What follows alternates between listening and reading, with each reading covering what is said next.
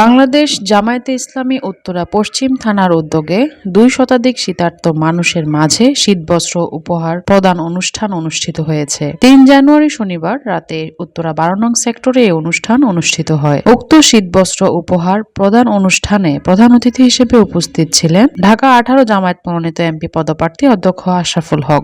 যদি আল্লাহর আইন এবং সৎ মানুষের শাসন হয় তাহলে এরকম করে আপনাদেরকে কম্বল নেওয়ার জন্য অথবা সাহায্য নেওয়ার জন্য দাঁড়ায় থাকতে হবে না।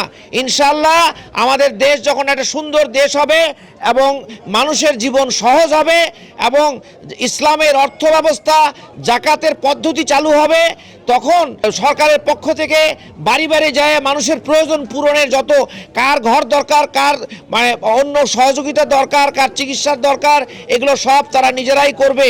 এই জন্য আপনারা একটি সৎ এবং ন্যায়ভিত্তিক ইনসাফের সরকার, ইসলামের সরকার যদি আসে সেইটার জন্য আপনারা সবাই চেষ্টা করবেন। বিশেষ অতিথি হিসেবে উপস্থিত ছিলেন ঢাকা মহানগরী উত্তরের মজলিসে শুরা সদস্য ও উত্তরা পশ্চিম থানা আমির মাজহারুল ইসলাম।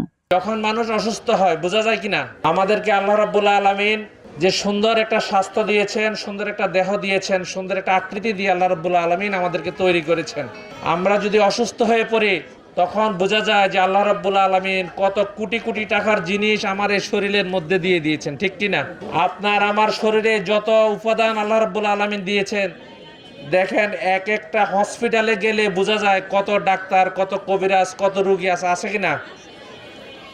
আল্লাহ রাব্বুল আলামিন আমাদের সকলকে সুস্থ রেখেছেন এবং আমাদেরকে কর্মক্ষম করে তৈরি করেছেন যাতে আমরা কর্ম সম্পাদন করতে পারি, কর্ম করে নিজেরা নিজেদের জীবিকা উপার্জন করে যেন খেতে পারি। এই জন্য আল্লাহ রাব্বুল আলামিনের কাছে আমরা শুকরিয়া আদায় করি, আলহামদুলিল্লাহ।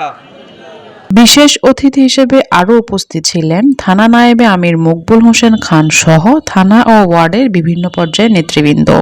অনুষ্ঠানটি সভাপতিত্ব করেন উত্তরা পশ্চিম থানার ১২ নং ওয়ার্ড সভাপতি মোহাম্মদ মাইনুল ইসলাম এবং সঞ্চালনায় ছিলেন ১২ নং ওয়ার্ড সেক্রেটারি বদরুল আলম। খুশি মামা, খুশি বাবা, খুশি